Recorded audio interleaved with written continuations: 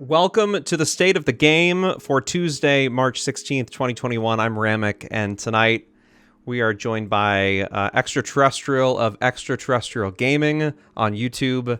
You probably know him as Zol or E.T., Flynn, perhaps. So, yeah, we got Thanks a lot. for having me. No, it's awesome. We got a lot to talk about this evening. We're just going to go in. We're going to dive in face first. We're going to talk about Caledonia. First, we might talk about the St. Paddy's Day event, which I think, for some of you who like these the recurring events, and I'm one of those folks. This one's great. It's essentially very similar to the one that was last year, if not identical. But there's some Rog Rewards. There's a shape change where you turn into a Leprechaun in RVR. You're CC immune. You've got, I think, speed 6, but you've got a huge debuff on stats. And you can shape change into this. You can run around. ET's got some really interesting takes on this, at least from his experience tonight. But it's great. And then, of course, you've got the pet, too. So all sorts of fun stuff at the St. Paddy's Day event. ET, give me your take. What exactly what happened tonight? So it went live sometime during EU Prime or right after, if I recall correctly. I was in housing working on a template, got a pop-up that said, hey, the St. Patrick's Day is live until this time. I ran and got the quest, became a Leprechaun, ran out to go interact with the thing in NF, and ran over to mid-maze, and there were about 24 Albs just camping mid-maze. And I was on my warrior at the time on mid, and so I died within like seconds, even with the everything. I just got a snoop down, and I said, yeah, I don't care. And then I didn't try again. Did you get a chance to do the Rogs and stuff too? Because there's some pretty interesting stuff that you can get with the Rog item. Have you gone and done that yet? I haven't gone and done it yet. No, I admit I got a little bit frustrated after being nuked down that fast. Yeah. So I said, I'll do it. I'll do it later. Probably. I'm mountain time, so my quote unquote prime time is a lot more dead, and so I can go get it during that time. You can get it done then. Yeah. The Rog rewards are pretty interesting. So the Rogs will allow up to 5 slots for stats, but will also have 1 of 6 possible uses. And I don't know how this compares to last year. I'd have to go look at the patch notes, but I mean, it's always fun to have Rogs. It breaks up the monotony, I think, of just getting standard items. Especially if you've got multiple tunes, being able to go in and claim all these Rogs and potentially build a temp around it. What people have been doing, like pro templators have been doing for years and years and years, but it's still fun to see Broadsword putting Rogs in as a reward for just like a seasonal quest. That to me is, I don't know, that's pretty exciting. Oh, I agree. Yeah, I know that there were mixed opinions on like the Christmas Rogs with the 5 Rog rings or whatever, but I got some really nice rings out of my Christmas Rog on my tunes, and I have a couple of them in templates now. And so I like when Rog comes out. My Valkyrie is actually named a girl in Rog for that reason. Yeah, I too used some of the Rog rings. They've been sitting in my vault for months, I guess since Christmas, right? And found a use for them the other day. Pretty cool. So there's that. There's no RP bonus with this event. I think there is like a legitimate reason why there just wasn't enough pull for an RP bonus. My hope is that we will see an RP bonus coming up, but coming off the heels of Caledonia, which I want to pivot to and talk about, there was a ton of action tonight. Even if it was a little bit on the Zergy side, was a massive improvement from yesterday, at least coming out of Caledonia, going into New Frontiers yesterday. It was pretty dry. Did you play yesterday? And did you notice any change? I did not. Throughout the course of the event, I managed to break my tailbone and give myself a middle ear infection. So I played through the event anyway, And then when the event was done yesterday, I said, I'm going to take a break and not play. I'm going to try and get better instead. But everybody that I talked to said it was pretty dead. And then a lot of people were expecting tonight to kind of be that way as well. But I played for a couple hours this evening, and it was Zergy. But it was fun. I had a good time we had some good tower fights. I got to kill Hero twice, and that always makes my day better. Yeah, I would say I would understand why too. I had a similar reaction last night. Tonight was quite good. In fact, I said on stream last night, I think I was a bit concerned about how this looked post Caledonia. It was totally wrong. It was Zerg heavy, but there were a lot of folks on tonight, and the action was quite good. And I'm pleased with that. So let's go back, if we can, and do like a retrospective on Caledonia. Yeah, let's talk a little bit about Caledonia. Sure. It was a great 10-day event. Started off with level 1 tunes in Caledonia. A clean slate, what people had been asking for a long time. There were level caps every single day up till day 8, I think, and then day 8, 9, and 10, or 9 and 10 were level 50. Yeah, 8, 9, and 10, I think. 8, 9, and 10. There were, you didn't have to deal with the MLs until later on. They kept MLs away, until I think it was level 30? Level 40. Level 40, thank you. But there was a ton of action. And it felt really, really, really good. Like, it felt like old school, everybody starting over, everybody having the same gear. It was really about skill at that point, I think, and whether you had a good group comp. And from my experience, it was such it got zergy towards the end, but the fights were amazing. You ran with us several times, I think. You also did your own thing too. Tell me about, like, what was your take on Caledonia? What'd you like the most about it? What did you hate the most? I really enjoyed Caledonia. I am one of those vocal players who talks about how hard it is to be a returning player after taking a decade off and be fighting against, I see almost as many people at Realm Rank 12, it feels like, as I see people who aren't Realm Rank 12, right? Like, and that can be really disheartening. Especially in my case, I play with my brothers primarily, and we small man. And when you are a small man of newer players who are getting run over by full groups of Realm Rank 10s plus, that can get really frustrating. So getting to go in and play in Caledonia, the first chunk of the first day, it was just me and my brothers for the whole thing, and it was just the 4 of us, and we had a lot of fun. We were playing on Alb, and we were playing kind of a more pull caster group, which is out of the norm for us mid tankers usually, and it gave us a big boost of confidence in how we felt as players, because on this even playing field, not having to go up against all these realm ranks and all of these uber expensive templates with items that, while you can obtain some of the items that like used to come from scales or whatever, they're really quite expensive, or not having the knowledge of the ROG system that other people do. Sometimes, King's Gear is great to go out there, but it doesn't always cut it until you learn a little bit more about the game and can start your own templates. So it gave us a boost of confidence because we were winning fights. We were winning fights against bigger numbers than us. We were getting involved with the 8-man that Borgio's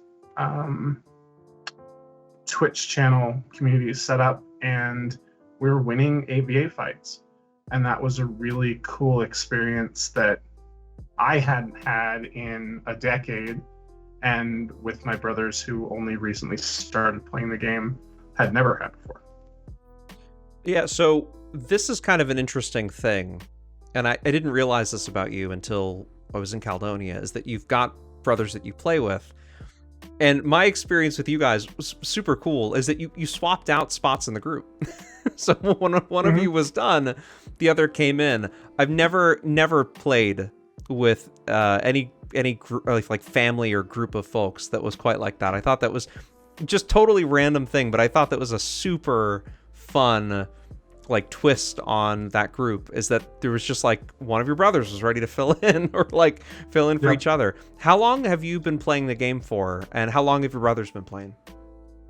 I started the game the day that Ector Lamorak and Gareth went live. So back when they launched that initial classic, what became the Boston cluster later. That was my very first day of playing. One of my brothers, Graltanis, who was the Thurgis that ran with us, he has been playing about a year longer than I have. And then my other two brothers, Arto and Moore, have only been playing since Christmas of 2020. Okay, very cool. But you all got a chance to at least participate in the event, right? Which was great. What was the thing you hated the most about Caledonia? Was there something that, like, looking back, you wish you could have changed? It's the same thing I hate about the game more than anything else, which is master levels. Oh yeah, okay. So TOA. I am so. Artifacts aren't terrible to me, to be honest. I don't like the power creep that has come with like Otherworld and Curse and things like that beyond. Like plus 101 out of 101 back in the days of Classic was okay, but before, I don't mind artifacts. They add some cool aspects to the game. MLs to me are really unpleasant to play with. The game changed very heavily the minute we hit 40 and we saw our first warp, or the minute we hit 40 and a Battlemaster ran up and sheared your entire group, right? It just became something other than what we had experienced. And I know that's the game's power evolution. But for me, Caledonia would have been a lot more fun if they just kept master levels. And even if they'd had to keep artifacts and stuff out, that would have been, to me, really kind of nice, to be honest. I think Caledonia would have been the most fun if it had been King's Gear at 50 with no artifacts and no master levels. No bounty point craft available as well. Yeah, I looking back, I wonder, like, Broadsword obviously wanted to keep, it's apparent, wanted to keep the Caledonia event very much like on the normal progression of players, who go through PvE, MLs, CLs, RVR, etc., like that entire progression from 1 to 50 and everything with it. But I think they could have, just not put the ML merchants in, right? Or the ML, the ML NPCs in. They could have removed. I mean, that's the really interesting part about the game, is that you need those NPCs in order to be able to get anywhere. And if you don't have them, then you don't have MLs. And of course, during the event, you couldn't leave. So I'm with you there. I wish MLs weren't a thing. No, to Broadsword's credit, they did change some things. They made a lot of changes. In fact, they made a ton of updates over the course of the event. Here's the initial post on February 28th announcing it, talking about how it's going to work. Then in the grab bag, and not every post is reflective of a change that they made. They made multiple changes. Then they did another update on the 8th. Which is the 4th day, and they were constantly tweaking this thing. And the feedback that I got from everybody, maybe like the overwhelming feedback, was that Broadsword was listening. And I wonder if, for sure, like, if you had to redo the event, right? If there was another opportunity to do an event like this, would you just say no MLs, or would there be something in particular you'd want to change? I think for me, I would. I live in a world where I think that Caledonia, and we're gonna do that thing that happens on the State of the Game every single week, which is the Classic server will be brought up. Yeah. I think Caledonia was on some level of stress test for certain aspects of the Classic server. Their ability to hotfix things on the fly felt very different than the main game. Their very active participation in certain things. I mean, I don't remember if dissonance traps ever went live or if they were disabled just very quickly. but that was one of the big things I remember was traps being gone. Um, so to me, the idea that the Caledonia felt representative of like a stress test for a classic server, I would love to see no MLs. Beav is making a point in chat right now that MLs are representative of how the game is in NF. And I 100% understand that, and I agree with it. It doesn't, to me, change the fact that because of the compressed space that Caledonia was, certain MLs felt very overkill.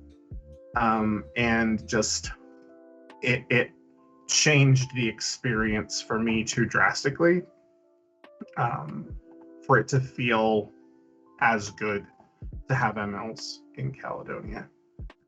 Yeah, I get that. I think the and what Beav is saying, I also agree with. This was at least initially, I think, was marketed as a like a catch up event, right? So have you and your friends been thinking about coming back to DAoC? So naturally, they're going to include MLs. To your point, Beebs, that's part of the evolution that like you need in New Frontiers in order to be competitive. You can't just drop people in NF without MLs. I get that. Had this event been a little bit different, as not a catch up, but as a like, you know, just a weekend or two or a week long event, 10 days, whatever, duration doesn't matter. But the idea that it was not a catch up event, but it was more of a like, you know, for the players kind of thing. Maybe that's when MLs, you know, like they don't make their appearance. They just sort of disappear into the abyss. And you're right. Classic server, every single week, every single state of the game, it's brought up. I say I'm not going to talk about it, and we do every single week.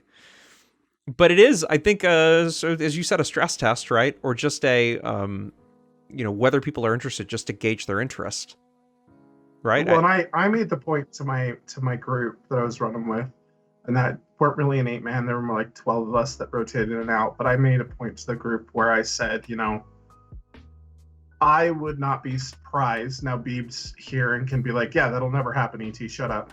But, you know, I would not be surprised if Caledonia and the way Caledonia's leveling dynamic worked was the only battleground on a classic server. That's interesting. So can you expand a little bit more on that? Like, what do you mean? Do you mean like no battlegrounds at all for 1 through 4?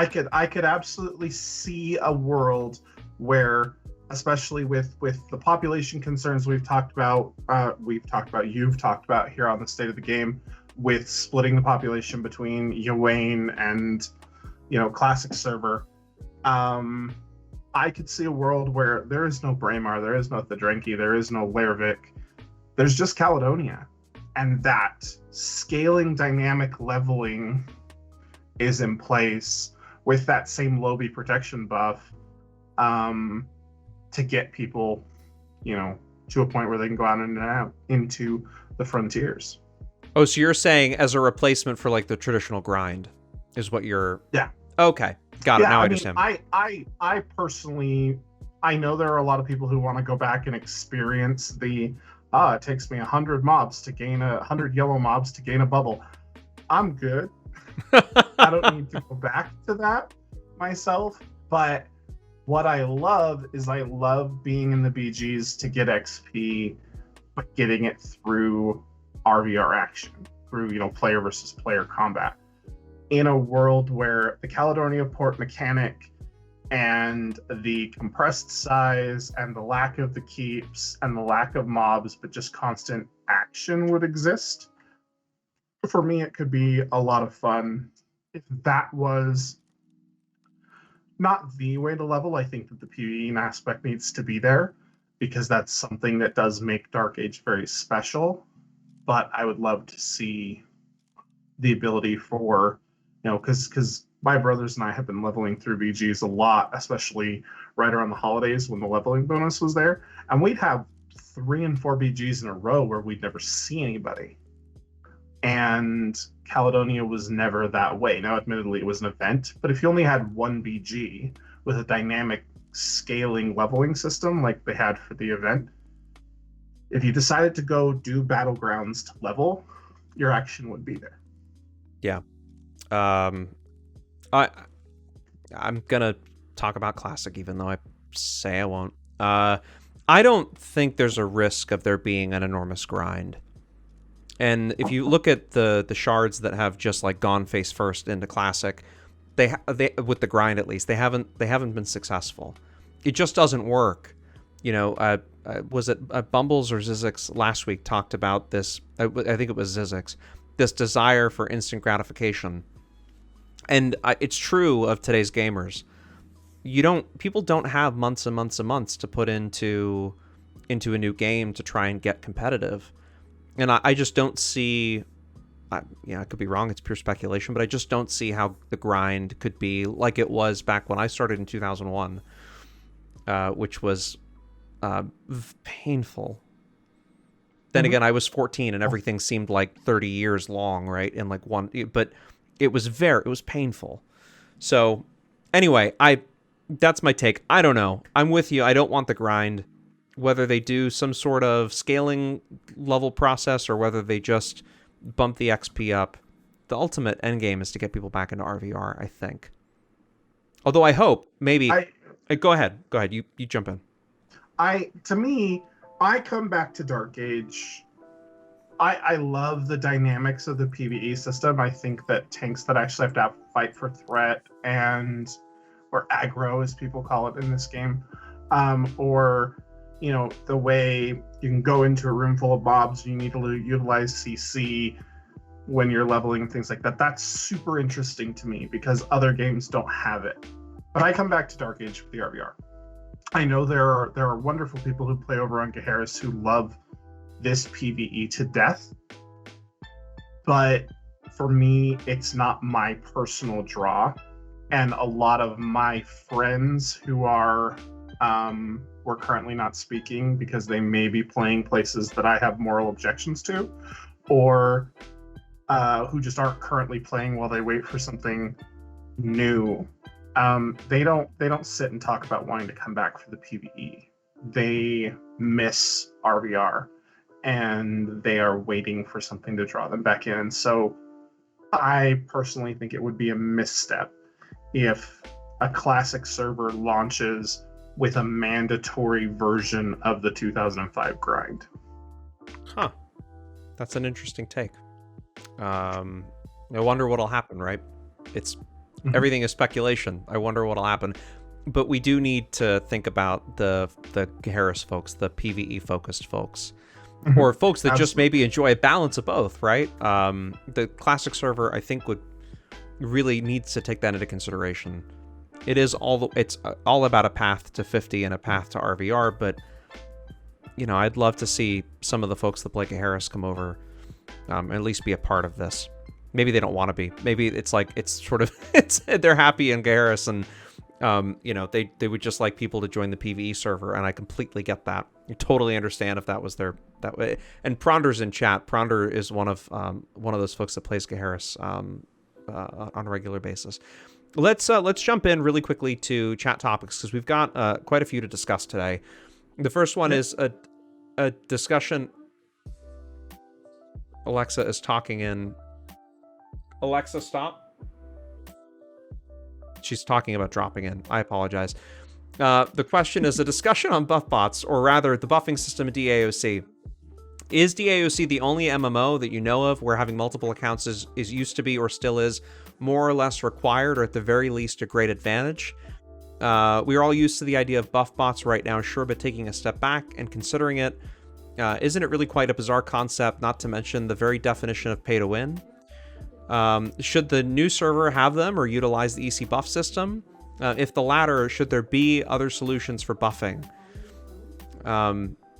Alexa's still talking. I'm going to go to you, try and figure out what she's going on about. And ET, give me an idea of what you think about buff bots. I have a buff bot account, which is to my wife's chagrin. When I came back to playing Dark Age, she said to me, "Great, that means we have to go back to the world where you pay 2 subs instead of just 1," because she knows I roll a buff bot. However, I will admit a level of ignorance here with supremacy pots that are in the game and fairly obtainable. I don't necessarily, I have whole days where I don't log my buff bot in because I have subpots and they're fairly easy to get your hands on. I know that there are a lot of people who do run buff bots, and there are a lot of buff bots out there. I don't know if I view it as pay to win, personally, because there's still a skill level involved, and I know for a fact that I have, I'm not a great soloer or even a good soloer by any stretch of the imagination, but I've gone out and fought people who, aren't fully buffed and they still beat me. And I have beat people when I'm not fully buffed. So I don't necessarily personally feel it's like a pay to win thing. Right. Yeah. As for the new server, I'm a broken record. And Ramek knew this when I came on because I'm such an outspoken proponent of what Bosny Cluster was. But I liked how Bosny did buffs. And I think it's the same as the EC buff system. I haven't looked into it because I don't have any EC accounts. But it is, the person had to be in your group and you had to be within a certain range and all of those kind of things. I liked what that did to group compositions personally. I liked a lot of things about that system. And for me, that's the system I want to see back is, you got to be grouped with people who are giving you buffs. Well, it's how it used to be back in the day. And it seemed to work well. In fact, I was creating temps for buff bots, and I had a great conversation with Casper, who was helping me build a temp out. And I mentioned the need for concentration. And he's like, you mean constitution? And I'm like, no, concentration. Like, it's actually a thing. Like, a few items have it still in the game. Like, it's people Casper didn't play many years ago. He's just not in the age group. But yeah, people used to field buff all the time. And I would love to see us go back to that system. I don't know about EC. You probably have a stronger opinion on this than I do. What I will say is the current way buffs work on Uane, I think was broken a patch or two ago when supremacy pots were no longer capped.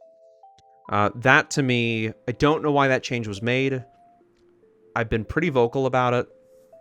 I don't know the reasoning why, but supremacy pots worked great until Broadsword made this change, and then all of a sudden it required an item swap and a redo of templates where it made things way more costly for individuals to get cap buffs if they weren't able to just immediately swap out a plus 25 like a star drop or something. I'm not a huge fan of what they've done, and I'd like to see it changed. I'd like to see supremacy pots just give full buffs like they did for many, many, many years, especially with mithril supremacy pots being available too, the Draughts of Conquest. I don't see why that's not a thing. I don't see buff bots as pay to win. I see it as a means to an end, just like a supremacy pot. If you aren't interested in doing the grind, and this is true for, I think, any level of the game, if you're not interested in doing the grind to get the item or to get the thing, then the short answer is you pay money, whether it's in plat or game time cards or whatever, to get to that point. You play catch up, right? It's a matter of time. And for somebody like me, now I have all the time that I could possibly want on my hands right now. But for many, many, many years, most of the time I played the game, I didn't. And so I relied on other people to help me. I paid them plat or in game time cards to try and, help me get items to where I could actually be competitive because I was working 16-hour days. I think it's like a trade-off in any game. So I don't see it as pay to win. I just really wish that supremacy pots would be fixed. That's all. That's to me. I don't understand. And that's just my 2 cents. Quelle says the addition of unshareable cap buffs was absolutely asinine. I think probably talking about the Pendragon buffs. Pendragon Bracer's great. Veterans Rewards, hard to come by. Give me your take on that. What do you think about the Veterans Rewards? I hate them more than anything in the world. As someone who has taken breaks, and I 100% agree that there needs to be veteran rewards in the game for people who have stayed with the game through thick and thin. unshearable buffs is not the way to do it, in my opinion. It elevated these. I mean, you can, yeah, as Mama points out, you can use the ML shears. Yeah, the ML shears, right? Yeah, you can use Battlemaster. My favorite class in the entire game was a 50 AUG shaman on Bosny, and I sheared the daylights out of everybody. It's not a super viable playstyle anymore with the existence of Pendragon Bracers. At least not against higher end players who are going to get their hands on them and put them in templates. Yeah. That frustrates me a lot, to be honest. But it's a hard line to toe, because I know there are people out there who have been subbed to this game for a really, really long time, and that loyalty, especially in the face of a 20-year-old game, should be rewarded. I just don't personally think unshearable buffs was the way to do it. That's an interesting take. I like, there's so much progression that's happened and so many changes that have happened. I'm with you. I don't know if Broadsword didn't put in unshearable buffs in the pen bracer. I wonder what they would have put in instead. But the amount of the lack of breaking that you can do, right? Whether it's like breaking other people's tunes, for a lack of a better term, whether it's the CC immunity or the unshearable buffs, or like, you know, the Broadsword to a certain extent took care of this, but the ablatives, right, that people ran that would stack over and over and over again. One of the things that makes me really excited about the idea of a classic server, or at least a redo, is some of these things not existing. I'd like that's my biggest thing is when I came back to the game, when I was in college playing this game consistently, I sold templates to pay my tuition. So I would design people's templates and I would sell them, and that was part of how I helped pay tuition. Oh, that's interesting. Now I came back to the game and they changed. You know, all of a sudden we were at 127 out of 127 with mythical caps on top of base TOA caps, and these mythical raises to to things like resists and all of these things that I had to relearn. And to me, the power creep is a little bit staggering. And it's hard. It was hard as someone who had come back. I'll be honest, if I had come back to the game and didn't have my family right on my heels, and it hadn't become something that he united my family that's spread across the country into something we could all play together, I probably wouldn't have stuck with it just based upon the power creep. And my hope for Classic Server is we reel that power creep in a little bit. All right. I'm with you. I completely agree. Phase One says in chat, kind of an interesting point here. It's like the free-to-play. You're first to do it if you want to be on a level playing ground, just like the free-to-play, and then you get a bonus if XYZ if you're subbed. The game is about RPs. Make subs, get 3 to 4K RPs, and non-subs get the classic 800 to 1,000. Sell platinum items with Mithril Store. That last line is, I think, the most crucial of Phase's point. The idea of selling items and plat through the Mithril Store, to me, that's a bit of a bridge too far. Just because I think that there's, you shouldn't be able to buy your way completely into the game, Nate. But I'm wondering what your take is on the idea of selling stuff, plat and items on the Mithril Store. For me, it's a bridge too far. What do you think? If they put a Pendragon Bracer up on the Mithril Store for $20, I'd buy it. Yeah, as a thing. I would too, and I've mentioned this and been told, given a harsh, no effing way will that ever happen. I've been told outright. Right, yeah, they won't ever do it, and I understand why, because of the, that's $20 compared to however many hundreds of dollars a account that has reached that level of play. And to me, given the power of unshearable buffs, given the power of that crescendo charge on a tournament ring, if they started putting items on the Mithril store for purchase that were usable in templates, that's pay to win. Be it, supremacy pots being on the Mithril store, I'm totally okay with. Race changes being on the Mithril store, I'm totally okay with. They had to stay a modern game at that point. But the minute they put Pendragon bracers or tournament rings or some of the ML10 items that aren't available through Doppel shards or things like that, that's a pay to win. And I think that becomes a slope that most of the player base isn't going to be okay with. And while I would probably buy one to stay competitive, I would be very vocal about my dislike of that choice. It's a good point. I would buy many of them, as many as my bank account would allow, and then I would also be very vocal about not having that happen, just for the record. Yeah. I would do exactly the same thing. And Faye says, but if it's available as items, does it make it pay to win or does it make it easier to get? Veterans rewards are never easy to get. They're just not.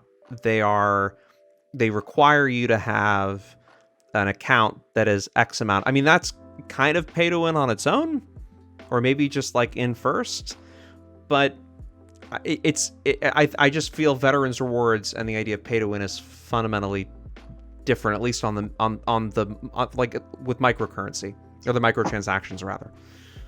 I think it's different, but that's just me, just my opinion. You and I can have different opinions on things, and it's totally cool. FaZe also says free to play, you get no champion levels, limited RPs, and no bank access. But free to play is not. I've said this over and over again, and I'll say it again. Free to play is not really free to play. Broadsword, again, this show is not like, I'm not a Broadsword employee. I don't play one on TV. Broadsword is free to do whatever they want. I will tell you that I don't think Endless Conquest is really free to play. I think it's a vehicle to get you subbed, is what I really think it is. I don't think it's ever. I don't think it ever was designed. It's kind of brilliant, really, if you think about it. I don't think it ever was designed as a pure free-to-play option. Can you? Technically, sure. But if you get deep enough into the game, you want to sub. And so they gave you just enough creep to get you in, right? Before you drop $15. Anyway, I don't know. Do you have any other opinions on this? I agree with you. I don't think that it's a free-to-play model. I think Guild Wars 2 has a free-to-play model. Dark Age doesn't. Dark Age has a endless free trial. Right. Is what I term, endless conquest. It's an endless free trial. That's what it is. You're very limited in what you can play. And there are people that's enough for. I have a younger brother who he doesn't play as much as I do, but those choices were enough for him. They wouldn't be enough for me if I was new to the game. Yeah, I think we all have different thresholds on that. And I think for some it would be enough of a teaser. For others it might not be. But from my point of view, I don't see it as a complete free-to-play solution. I see it more as a trial, as you mentioned. Let's go back to the topics. Do you think Caledonia was too long? Imagine if you were a returning player and go back to New Frontier seeing 0 action and locked out of the event. Would there be things you wish they did differently to bring back or bring action to NF as well? I don't know if there's any easy answer to this question. I think when you run an event like this, you run the risk of bleeding another area of the game of players. There was still action.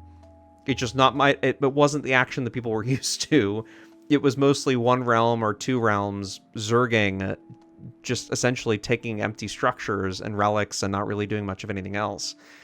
That's always a risk that you run, but if you're involved in the game enough to a point where you at least follow the news, my hope is that you read the Herald post that was pretty well put together and say, hold on, I have to create a tune within the first 3 days in order to participate, even if I can't play for the first 4 or 5 days. Because that was, I think, pretty clearly spelled out in the Herald post. Do I think that there's going to be an easy solution to keep people in both? No, it's a numbers thing. It's a numbers game. But this is just what's going to happen. And If you don't want to participate, that's fine. Broadsword is unlike, and before I go to UET, just like, what I've said before about Broadsword letting the player population police themselves, like it's a mouthful, but it's true. Free shards that would have tried this would have forced you into the event or would have like rammed something down your throat. Here I think it's fundamentally different in that Broadsword has let you just like, just like everything else. You want to go into New Frontiers, you go into New Frontiers. You participate in this event, you participate in this event. You want to group with your own folks? Go ahead, form a group. We're not going to force you into auto group. We're not going to force you into a new instance every 5 levels with randos that you don't know. Like, it's very much Broadsword-esque. So curious to know, like, do you think there's any solution, ET, into splitting the population up? I was the vocal advocate in my guild to the people who were complaining about Caledonia. So come play. It is currently the focus. I understand not everybody wanted to be there, but the focus was on those that particular aspect of the game for that 10 days. I am going to surprise everybody, I think, as someone who played Caledonia as much as I did. I got my Sork to 605 during my Caledonia run. It was too long. I think that it should have been a week, not 10 days. Personally, I do think that it could have been a little bit shorter. I think it could have been advertised out further ahead of time. And I would like to personally understand the rationale behind locking people out. I know I streamed Caledonia, you streamed Caledonia, Borgio streamed Caledonia, Ollie streamed Caledonia. Tons of people were streaming the event. And I had a few people in my chat who said, hey, this is cool that there's so much action. Can I still come play? And I said, you absolutely can still come play. But at that point, Caledonia character creation had been closed. Given the ability that they had put in the game to talk to that NPC, get to level 10, and then have the buff and be a part of the RVR, I would like to know why they closed off character creation as a thing, because I don't know if personally I thought it was necessary. And I think that was one of the biggest flaws for me, was it was a marketing tool, among other things, because it was the catch-up comeback event. And we, as someone who was actively trying to advertise the game during the event by streaming the event and talking about it, it reached a point where it was hard, because I'd have people who would express interest in what we were doing that I was like, I mean, yeah, you can totally come and play Dark Age, but you can't get into the event at this point. We're past the cutoff date, and to me that was a little weird. So Pronder says in chat it would have been better to have the rules for the event published sooner. I get it. We would always love a heads up, further down the road. I have to imagine that there was a series of there was a reason why it happened when it happened and not sooner. A couple things we have to take into account, right? The people who are being critical. One is that Broadsword is trying to, like it or not, and I personally don't like it, and I think ET's on my side based on his comments tonight. Broadsword is up against kind of an unfair thing where they're trying to pull players from free shards that really shouldn't exist in the first place. So they announcing it a week or two in advance, right, would give the free shard devs all the time in the world to come up with some kind of an opposing event that rewards people better. A counter, yeah. So you can't give people like this unlimited. I too wish that there was more, but I completely understand why they didn't give us a week or two in advance. That's the first thing. Yeah. The other thing about the character creation limits, I think they went into this not fully knowing what it was going to look like on day 4. And like that to me, as looking from an outside perspective and looking at the devs who are trying to, navigate this and try to be responsive, I get why initially they said we're only going to do day 1 through day 3, because they didn't, there was a plan, but maybe it wasn't super tuned in for day 4 through 10. They wanted to make these changes on the fly. And, when they came up with the XP buff and the RP buff and all of these ways to keep lower level tunes competitive, which to me, brilliant. In my mind, absolutely brilliant that they did that. I don't know if that was a plan on day 1.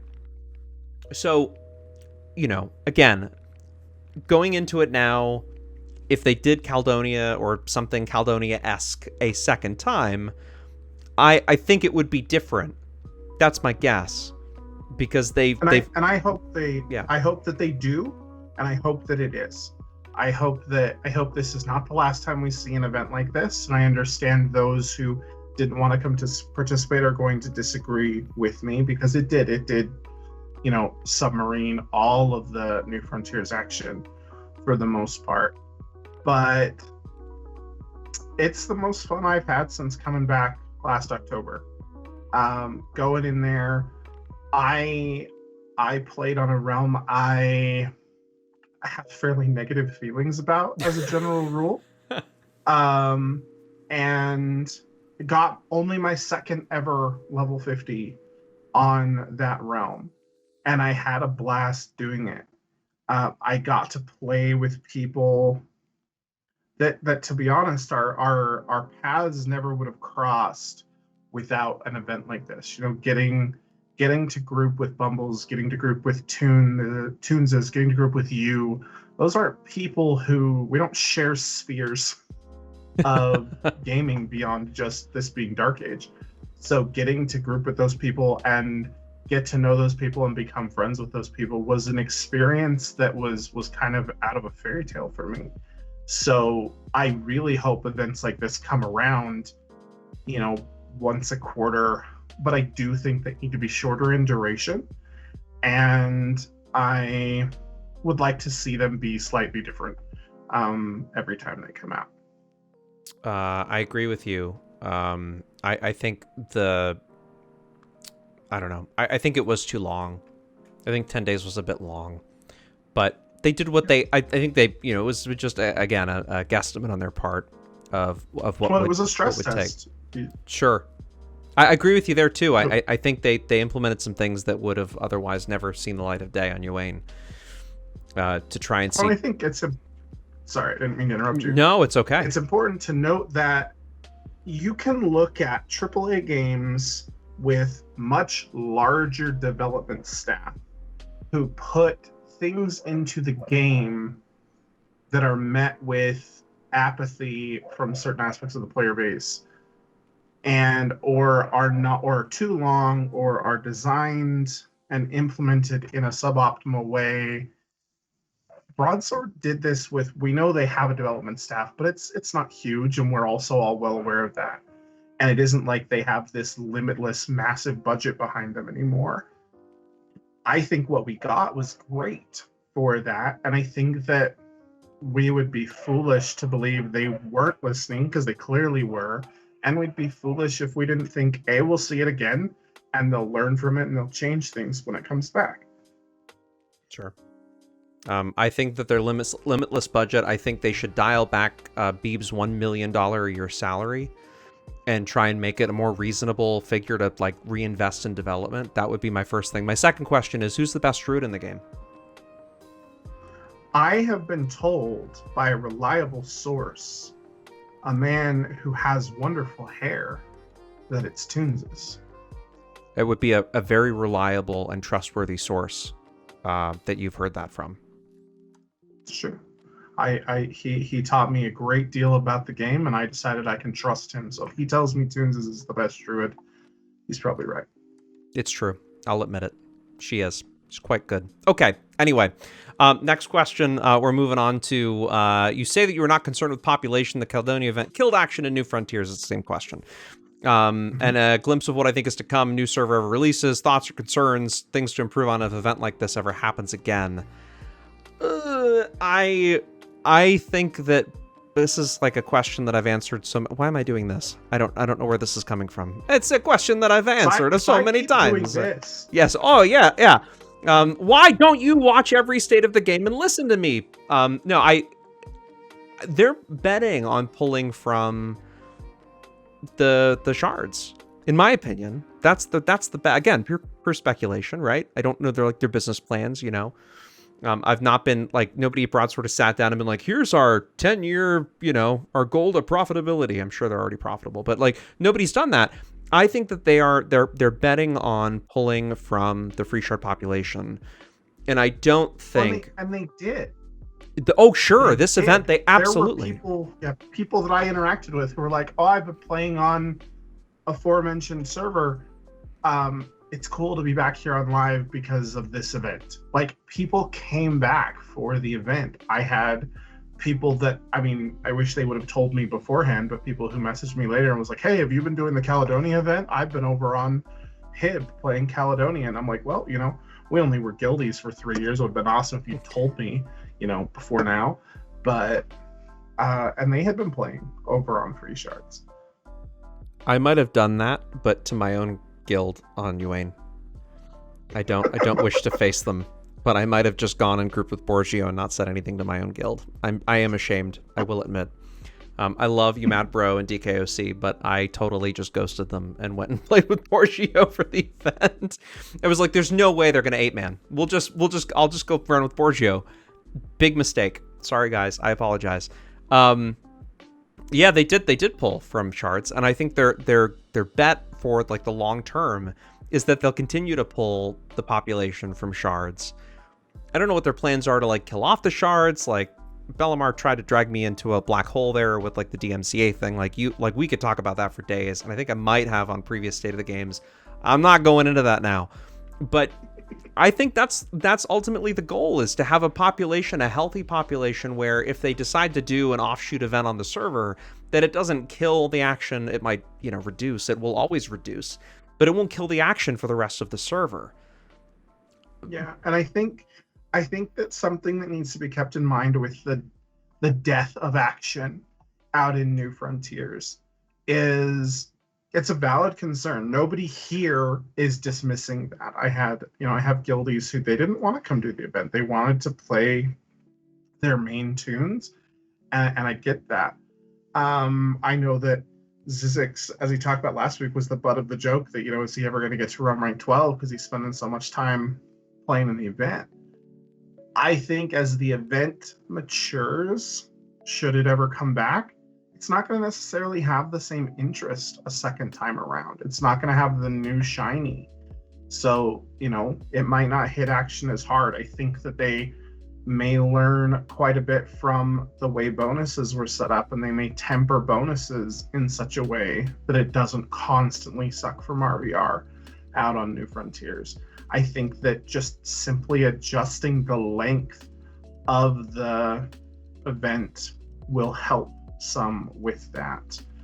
I think that there are a lot of things that will change as the event matures that will help it naturally.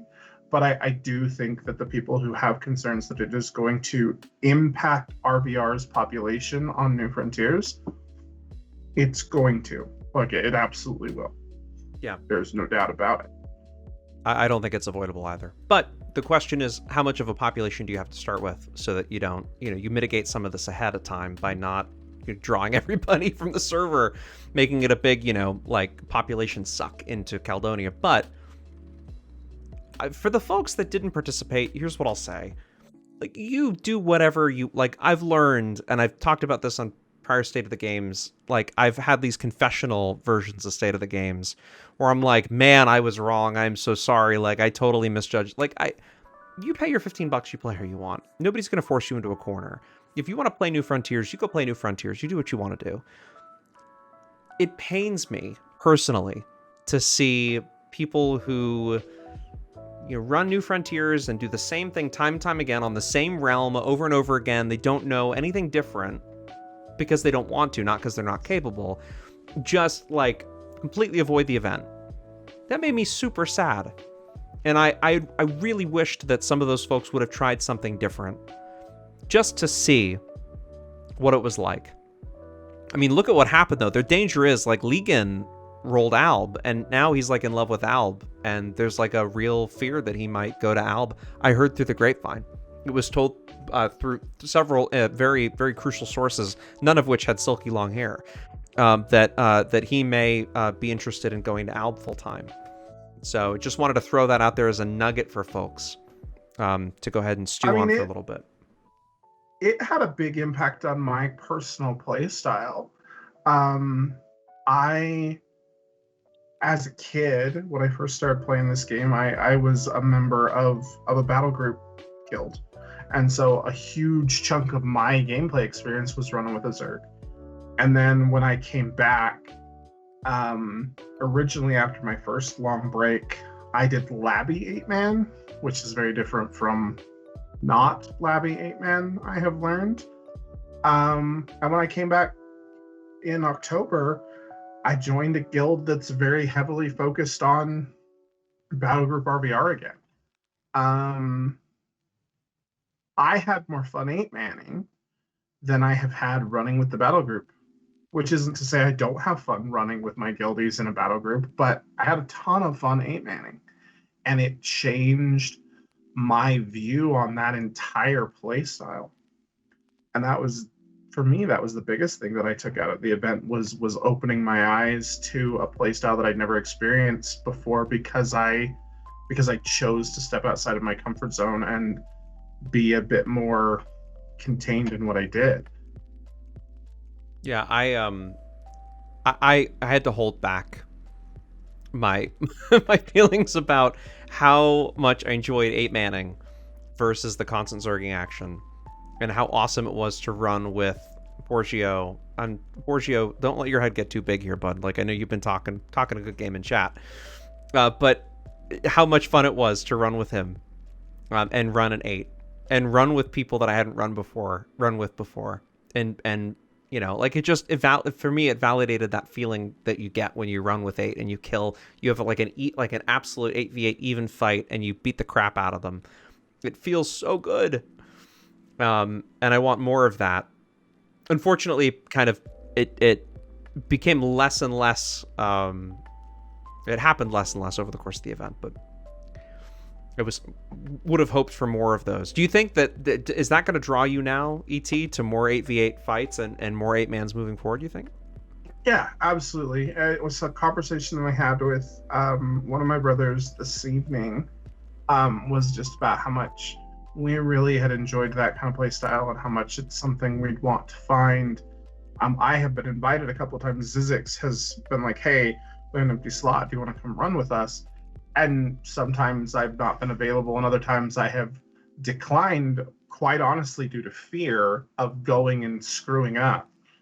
And I don't have that fear as much. I think one of the things I mentioned earlier, this event did a lot for my confidence as a player, playing against people on an even playing field for the first 6-7 days of the event before the playing field became very skewed.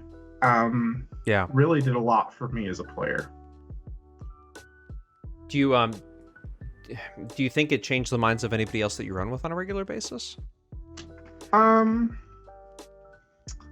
of my brothers, definitely.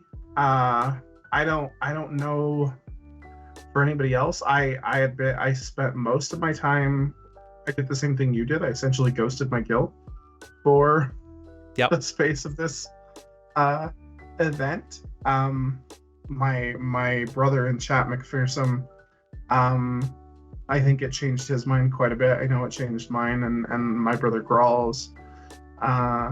It opened up a new avenue for us to play, and I hope it did that for other people as well. I hope, whether it was Realm, which it did for me, I hate Al marginally less now than I did at the start of the event. Whether it was a class, I personally am a tank main. My highest rank character is a warrior. I played a sorcerer for the entire event, or when I was helping out my brother Sturgis. Those are very different than what I'm used to.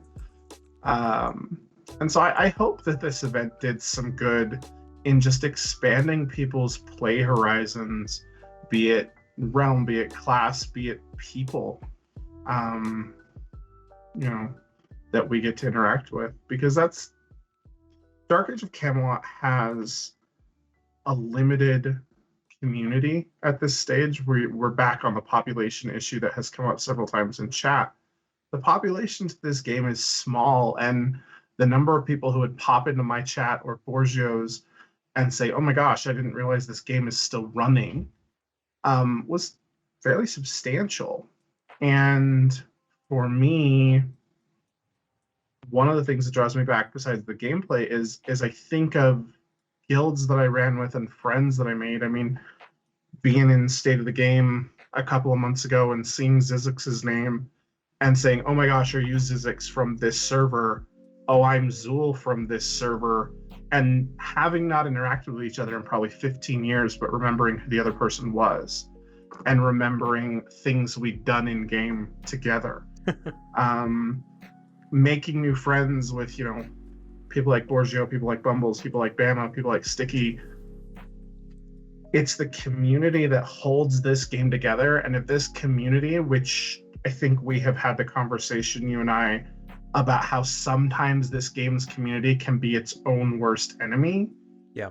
It's also its biggest draw, because the community of this game is unlike any other MMO that I've ever played.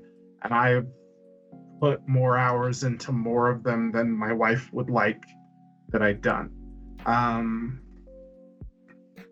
think that events like this can really foster more interconnectivity of those community webs that will keep this game staying strong. Yeah, I agree with you. I'm just responding to something in chat. Toonses has made an appearance. Toonses, you're the best druid in the game. Yeah, she slid in, making this, you know, grand appearance. But then also, somebody needs to take a glass away. It would appear from Borgio. Borgio's having a lot of fun. Not that there's anything wrong with that. But Borgio says, do I pour another pint of vodka and Coke? Yes, absolutely you do. Borgio, you do it. Make it happen. We had nights in Caledonia where I legitimately was afraid he was going to die. Like, just the constant amount of alcohol he was talking about consuming. I was like, we're going to be responsible for his death. I'm going to feel terrible. What is Onyx going to do? Right? If the people who he plays the game with, like, run him into the ground, and now poor Onyx. Forget the children. Okay, we're done. Honey. Or Honey, right?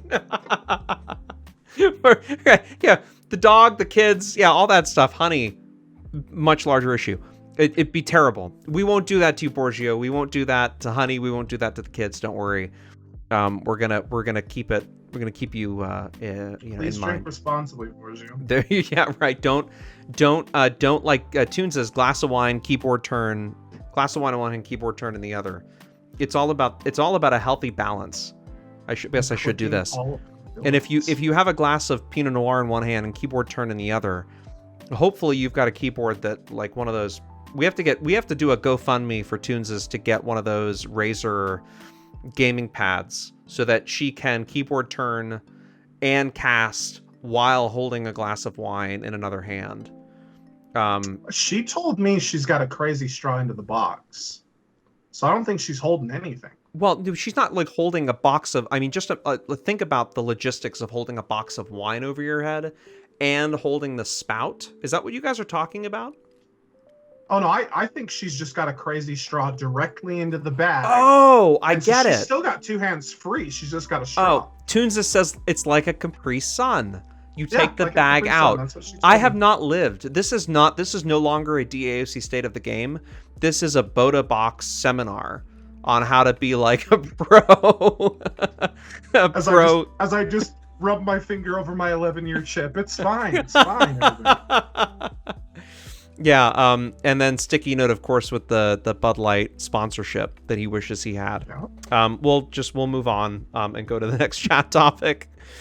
Not so much a question as I love the Caledonia event. My friends and I grew tighter, friendship-wise and group-wise. Good for you, whoever submitted that.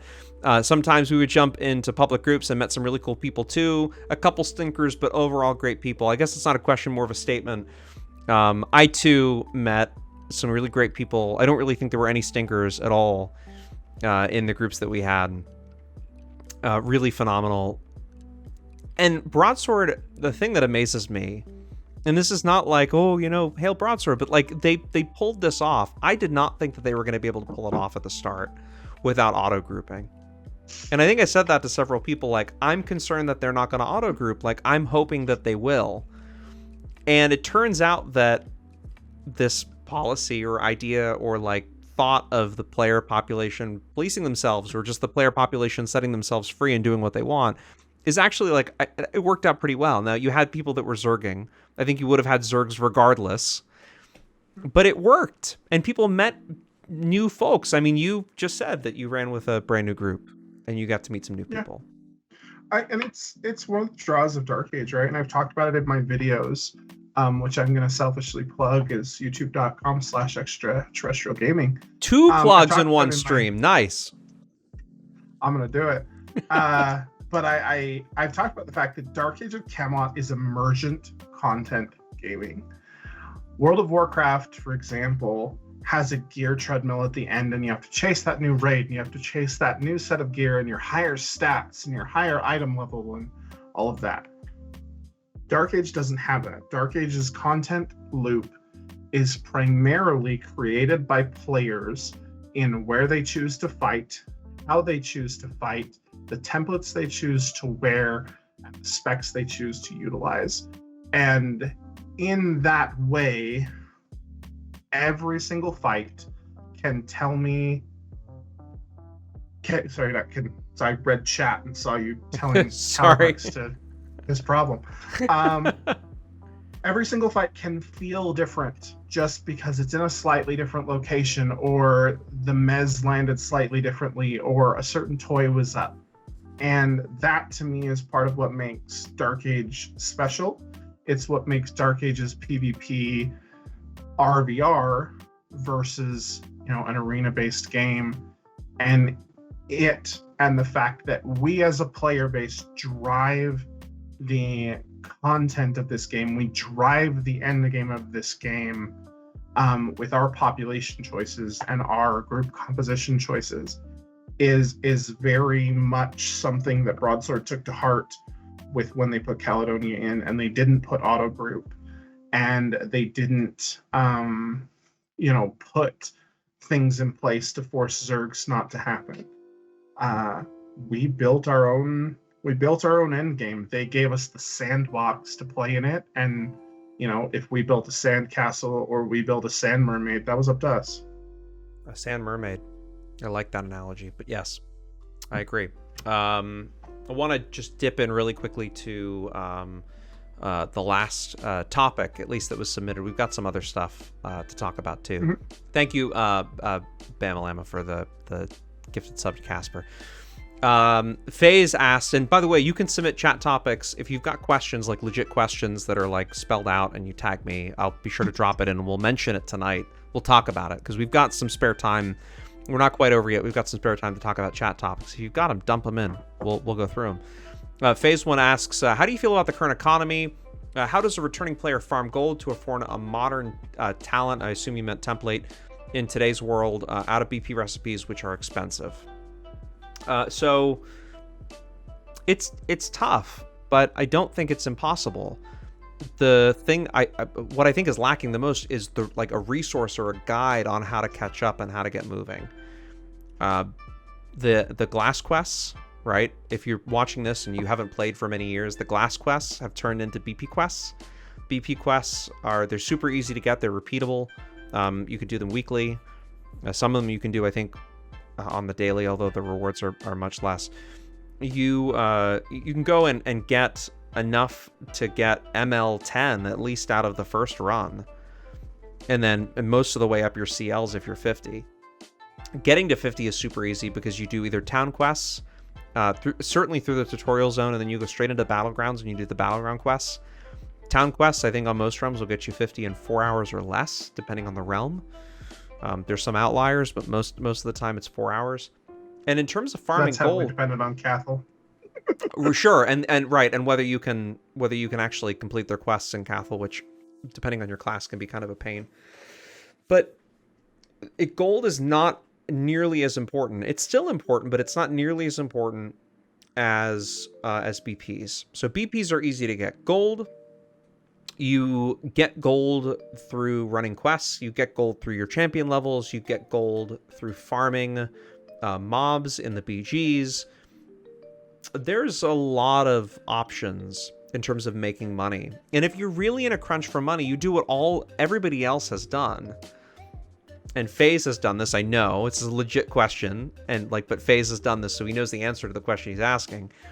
Which is you create tunes that you can go out and farm with. You level up a enchanter or a SM or a cabbie or whatever. And you go and you do it on multiple different kinds of tunes, and you go farm. You go farm gold. You sit at a camp and you go through the process. And then Bamalama, mentions the 60 plat in 3 hours in CV, which I think was a thing, or J Faith did. And I sell alchemy stuff on my CM, and I make quite a bit of plat still selling selling potions and stuff like that. Sure. And it has slowed down, but for a while right after I came back, I sold Siege, and that can make a big difference. In addition, if you're somebody who's out there doing those BP quests every single week, get a decent amount of plat from doing those, number one. But number two, it'll be a little bit different with Caledonia, and I think the weirdness that Caledonia is going to have caused with recipes, because of just the BP deluge that we experienced during that event. Yeah. I think I left Caledonia with 65 recipes or something. Are you kidding? No. It was that many? Yeah. Wow. I left Caledonia with easily 65 recipes and I think 50 of each mold as a thing. But I know I played more than a lot of other people did. So I know I'm an outlier there. I can't even imagine what Zoo and his group of people who were in the 9L whatevers walked out of there with. But it's going to flood the market a little bit, and I think that's going to change things. But you can always buy those recipes and sell them. That is an option, because there are people who want those recipes very quickly, and I have made some quick plat selling recipes. It is it's a return to this point of the time investment, right? If you have time to play, so if you have time to do Otherworld and be able to get essences, right, and then level up an alchemy tune, you make plat. That's one way of making plat. You can run these events if you have time, like you did, to get recipes and to be able to sell them. You can sit old school in Lioness and camp trees, or anything that you want to, right, and make plat with a camp bonus. You can go into any of the dungeons and make. I mean, there are ways, there are methods. But it is in my opinion, it's about an investment of time, and that's really what it comes down to, is whether you have time or not. And if you don't, then you're buying GTCs and you're trading them in for things that you would otherwise spend. You're trading your money for somebody else's time, and that's an economy that works. At least in my opinion, there's a lot of plat in this game that goes around between players. I mean that there's a ton of money that gets circulated. People think that plat is hard to come by. It's not. There are people that run macro teams in DF that will get 300 plat in a day, just by running macro teams through DF. So anyway, that's just my.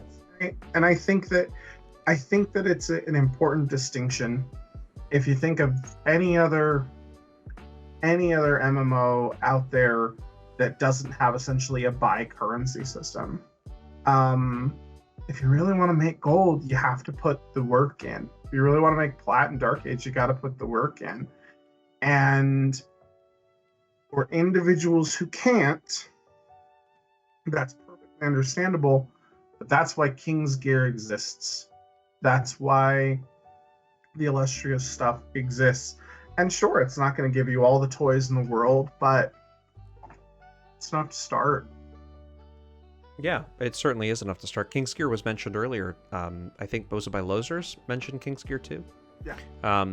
King's Gear, viable, not going to be a replacement for a template long term. You don't get any uses out of it, but it certainly gives you cap stats, and it gives you the really important stuff to get moving. And I think, is it Automatic and Woke So Ross and Audie, I think, are working on a video about resources to templating, among other things. Be interested to see what they say when they come out with that, but the more resources, the better. King's Gear, definitely a good way to start. I want to pivot very quickly to the most recent question we received from Trinidad 2500, which is, my friends have watched that guy who calls himself the professional gamer. His videos have gotten us a few of us to sub. Who is that guy? Does he just solo? Love his videos and what he can do for DAoC. Seems to be growing on his platform. First off, I question your mental state. His platform? He has no platform. He has a YouTube channel, which is marked official DAoC videos, and I can assure you that it is not official DAoC videos. The videos are great. They're funny, but it is... Nate oftentimes comes in on his own username into this Twitch, and so I have to wonder where Trinidad 2500 came from. I really do. But Nate, you can be yourself here. You can show your true colors. Nobody has banned you yet from this Twitch, so you're more than welcome to come in and give us your 10 cents. But you know that, yeah, it is edited to look good. I will say that if you're watching his videos, please don't take his playstyle and apply it to like real life DAoC, because dropping all of your stuff on ink will never get you anywhere, unless you're a champ, and then it might. But just like be very careful with that. Maybe you just don't go down that road. We're not going to do a state of the game with Nate Bruner. There's absolutely no way that we will do a state of the game with Nate Bruner. Sorry, folks. That just ain't happening. The Fat Loot recruitment video, I can post. That's been done. That was done years ago.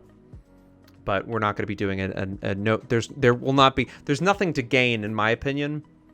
People are saying they'd like this. I don't understand. If you're listening to the podcast, Twitch chat is going crazy over this idea of Nate Bruner joining. And I'm curious to know what you think. Join my Discord. Tell me what you think.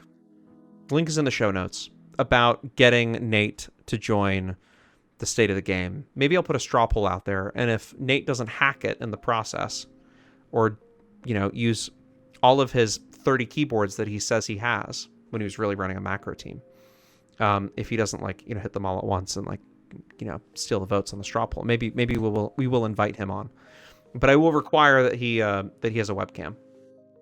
I promise you that will be a thing that I do. I will require that he come on camera and show his true self.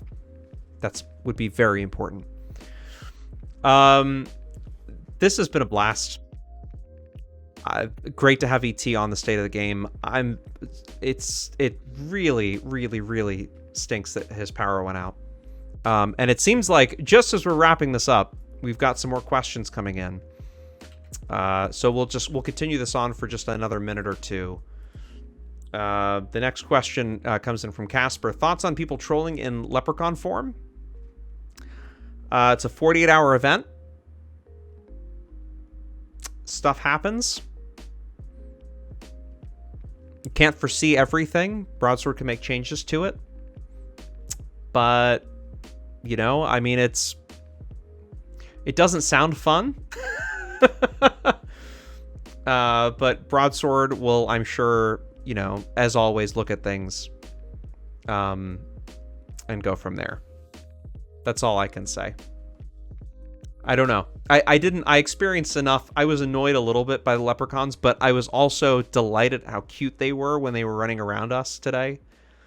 How Ash was trying to break some of our group members out of speed and narrowly avoided dying tonight trying to hit us. It was cute. I don't know what all of this looks like. I might jump into the game now and just try and see, on a mini, because from what I understand, it's very interesting on a mini, especially when you kill the shape change.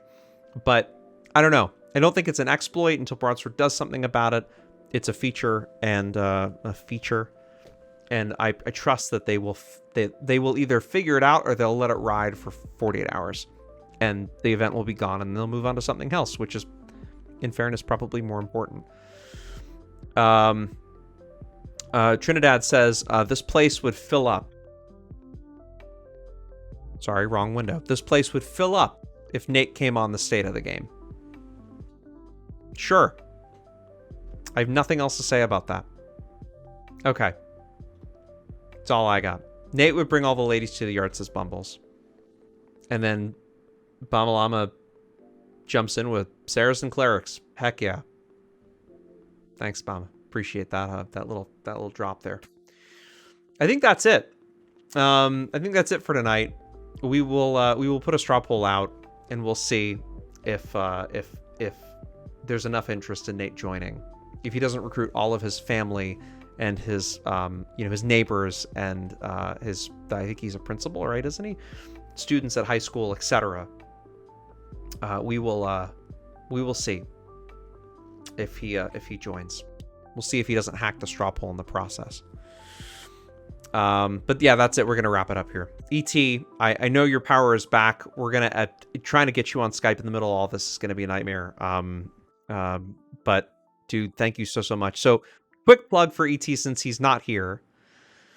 Casper, no thoughts on the last question. I don't know. I've seen some reports. I don't know what the deal is. I will have to dive in and look. I just don't know enough about what's happening with the Leprechaun shape change. But I'll definitely look into it, and I will get back to you.